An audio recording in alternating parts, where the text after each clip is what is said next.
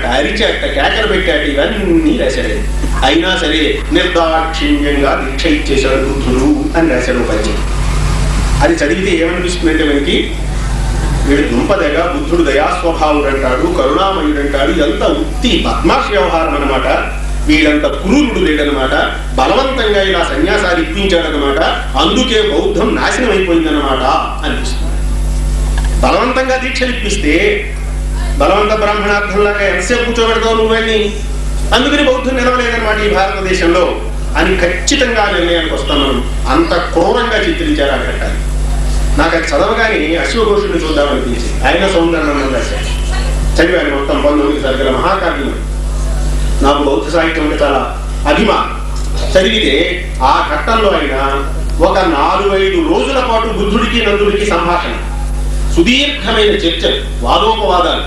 చిట్ట చివరికి నందుడు మానసికంగా నిజమే నువ్వు చెప్పింది, ఈ ప్రేమ ఇది కామము, ఏకవ్యక్తి నిష్ఠమైనది ప్రేమ కాదు, కామం అవుతుంది. నేను సుందరికే నా ప్రేమనంతటినీ పంచిపెడుతున్నాను అంటే నాది ప్రేమ కాదనమాట, కామము. ఇంతకంటే సుందరమైన వస్తువు నాకు కనపడితే ఈ సుందరిని నేను మర్చిపోతాను. కాబట్టి నువ్వు అన్నట్టు నాది ప్రేమ అవ్వాలి అని అంటే ఏకవ్యక్తి నిష్టం కాకూడదు, మొత్తం ప్రపంచానికి అంతటికి కానీ విస్తరింప చెయ్యాలి. కాబట్టి నువ్వు చెప్పిన సందేశంతో నేను ఏకీభవిస్తున్నాను, నేను బౌద్ధ దీక్ష తీసుకుంటాను. కాకపోతే చిన్న కోరిక, నాతో పాటు సుందరికి కూడా బౌద్ధ దీక్ష ఇస్తే ఇంకా ఆనందిస్తాను అన్నాడు. అది పరిపక్వ స్థితి అంటే, పరిణత స్థితి అంటే అది. నాతో పాటు సుందరికి కూడా బౌద్ధ దీక్ష ఇస్తే ఈ ఆరామంలోనే అంతఃపురంలో చేసే పనులేవో చేస్తానలేదు ఆయన. ఆ వ్యక్తి పట్ల తనకున్నటువంటి సహధర్మచారిని అడిగారు. శృంగార జీవితంలో ఎలా నీకు సహధర్మచారిని అయ్యిందో, వైరాగ్య జీవితంలో కూడా నీకు ఆవిడ సహధర్మచారిని కావాలి.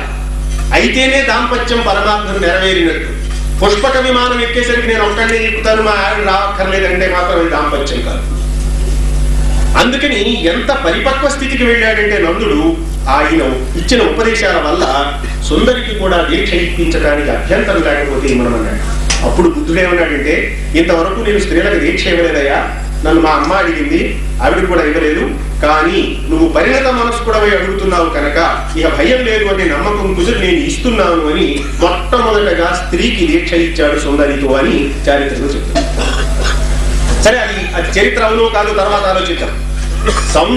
అశ్వఘోషుడు స్వయంగా బుద్ధుడు అవ్వటం వల్ల, బౌద్ధ ధర్మానికి చెందినవాడు అవ్వటం వల్ల, బౌద్ధ దీక్ష ఇప్పించేటప్పుడు ఎవరికి మనం దీక్ష ఇస్తున్నామో ఆ వ్యక్తిని మానసికంగా సన్నద్ధం చేసి అవుననిపించుకుని త్రికరణ శుద్ధిగా అతడు దీక్ష స్వీకరిస్తాను అన్నప్పుడు మాత్రమే దీక్షను ఇచ్చినట్లుగా సంస్కృత అశ్వఘోషుడు రాసిన సౌందర్యనందంలో ఉంటే, మన వాళ్ళు ఏం చేశారంటే బలవంతంగా దీక్ష ఇప్పించిది అంటే ఏమనుకోవాలన్నమాట, బౌద్ధ ధర్మం పట్ల వీళ్ళకి ఏమీ కమిట్మెంట్ లేదు, బౌద్ధ సాహిత్యం పట్ల కథల పట్ల వీళ్ళకి ఆదరణ ఉందే తప్ప బౌద్ధ ధర్మం పట్ల వీళ్ళకి ఏ సానుభూతి లేదు.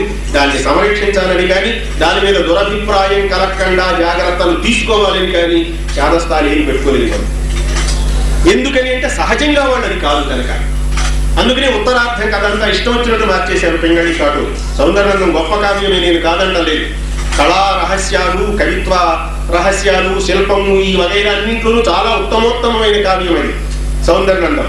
కానీ కావ్యానికి సంబంధించిన పొయిటిక్ జస్టిస్ అంటాం మనం దాన్ని. దాని విషయంలోకి వస్తే వీళ్ళు ఇష్టం వచ్చినట్టు మార్చేశారు, ఉత్తరార్థంలోకి వెళ్ళేసరికి. ఆ చేసిన మార్పు కూడా ఎక్కడ దెబ్బ కొట్టిందో నేను చెప్తాను. అది కూడా ఇలాగా ప్రస్తావన వచ్చింది కనుక ఓపిక మంచి శ్రోతలు దొరికినప్పుడు, మరి పనస పండు దొరికినప్పుడు చేసేయాలి కదా. ఏంటంటే వీళ్ళిద్దరూ దీక్ష తీసుకున్నాక వెలివాడలో కలుస్తారు. వీళ్ళిద్దరు తెలుగు సౌందర్యనందంలో వీళ్ళిద్దరూ మానవ సేవ చేయడం కోసం వెలివాడకి పెడతారు.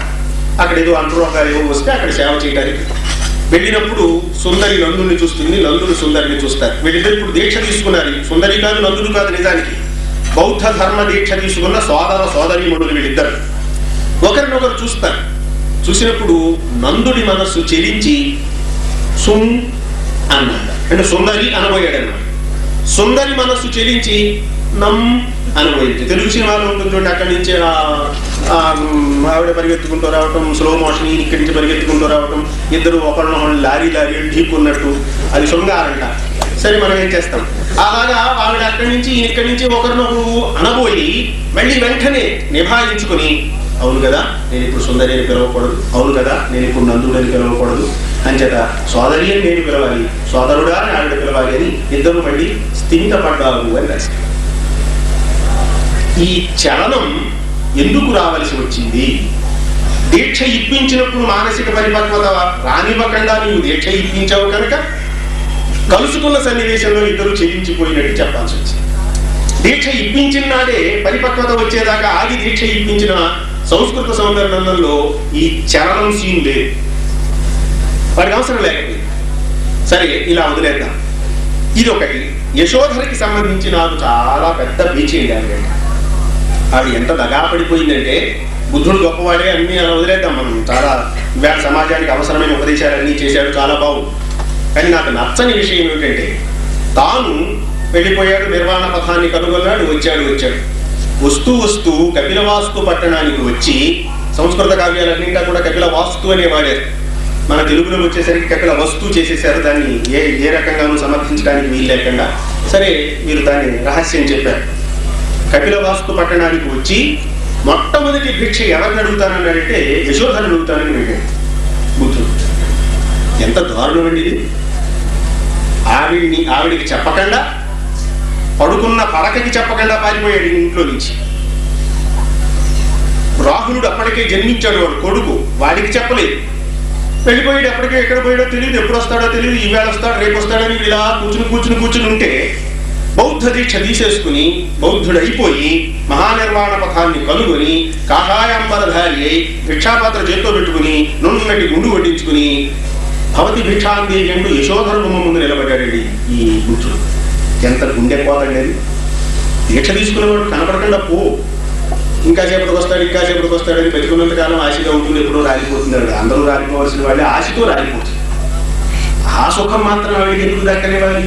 అంచేత నా రూపం చూపిస్తాను అని వెళ్ళి పట్టుకున్నాడు. పట్టుకుంటే ఎంత విలవెల్లాడిపోయి ఉంటుంది ఆ యశోధర మనస్సు. దారుణమండి. నాకు ఆ విషయంలో మొత్తం బుద్ధుడి మీద నాకు చాలా కోపం.